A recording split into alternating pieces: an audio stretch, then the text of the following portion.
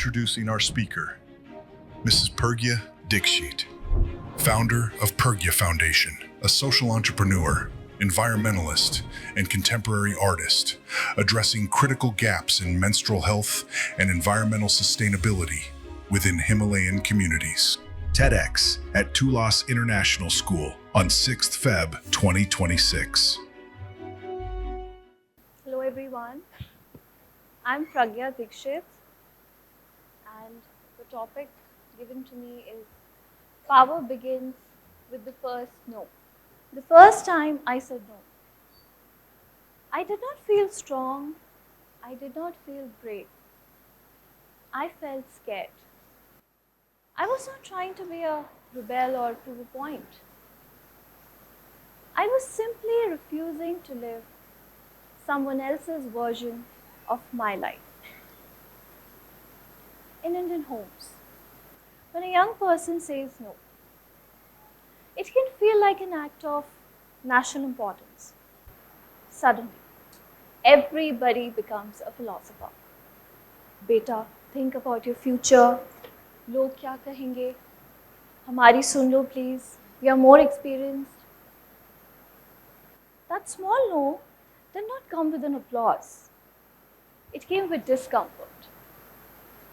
But that quietly became the seed of everything that followed.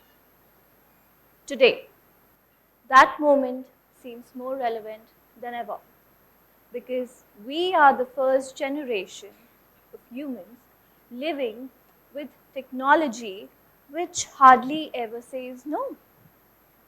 Artificial intelligence responds instantly, works endlessly, obeys politely. Which raises an important question for the young India. If technology always says yes, where does human strength now come from? We grew up believing strength meant control. Control over marks, control over career, control over outcome. Then we were told strength meant intelligence. Knowing more, achieving more, working harder, achieving faster. Then we thought, in the age of AI, all those definitions feel incomplete. Because when machines are writing essays, solving equations, creating artwork, predicting behavior, and so much more, that too in a fraction of seconds, strength can no longer be just about speed and output. Strength today is discernment, the ability to pause, the ability to choose, the ability to say no when everything around you is optimized to make you say yes.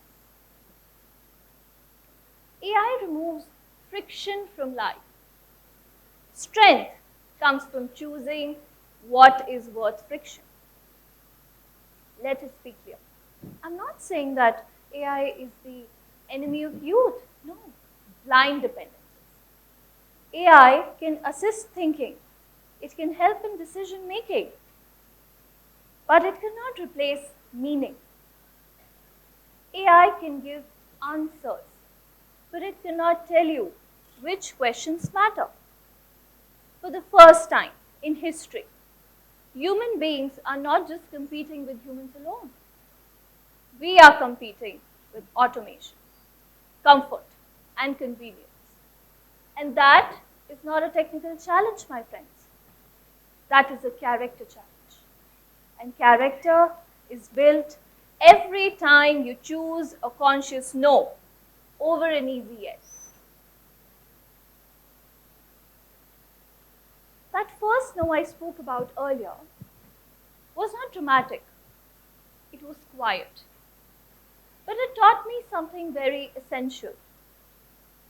It taught me power does not begin when the world agrees with you. In fact, power begins when you agree with yourself. keeping that in mind, I started working in the mountains of Uttarakhand. I started NGO in the name of Pragya Foundation, and I started meeting girls in the mountains. And when I spoke to them, they were very apprehensive about something as natural as menstruation. And I was shocked because, of course, there was lack of technology, lack of knowledge, lack of proper sanitary hygiene products, but they were just not ready to talk. And in India, we have seen that menstrual waste is becoming a major problem. And you all must be aware that menstrual products are mostly non-biodegradable. Imagine the waste that we have to tackle. As per biomedical waste rules, such waste has to be treated like medical waste. That is, it just has to be incinerated in a government authorized incinerator. But when these young girls are shying away from talking about something as natural as menstruation, what do you think? How are they going to treat the waste?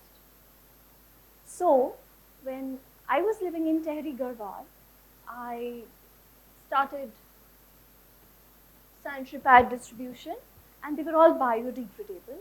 I started talking to them, and I also found a way of managing the menstrual waste particularly. We got red boxes installed in the waste collection vehicles. So we changed the model of the vehicle completely, and we started running pilot projects. In that, we were spreading awareness to the people in different wards that they are supposed to segregate red waste at home and dispose it in the red and pink boxes. So now this waste was being sent to the places where medical waste, hospitals waste were thrown. And from there, this waste was collected and sent to government authorized incinerator. So this non-biodegradable waste, which takes around 300 to 400 years to decompose as per WHO's report, was being collected after segregation and incinerated. It was turning into ashes. So this became a routine job. And I'm so happy that this channel is still working, it's still functioning there. Till date, 12 tons of menstrual waste has been segregated, incinerated, and motorable. So, I found the barrier was not just lack of technology and the hygiene products. Girls were scared, they were fearful, and I started Pragya Foundation, and we began awareness drives. We carried sanitary napkins, soaps, hygiene products after long uphill walks, and we were talking to them in Anganwadis and schools, and I gave them courage. The courage to say no. No to stigma, no to silence, no to the idea that dignity must be hidden. So, every time a girl got up and said that, Didi, I'm not ashamed anymore, strength revealed itself. Not loud, not viral, but real. This is where AI teaches us something important by its limitations. AI can scale solutions, but it cannot scale courage. AI can spread data, but it cannot replace conscience. Social change has never begun with better tools alone. It begins when a person decides to stop staying silent. Strength, especially for youth, for you guys, is not about becoming more machine-like. It is about remaining deeply human, in your language.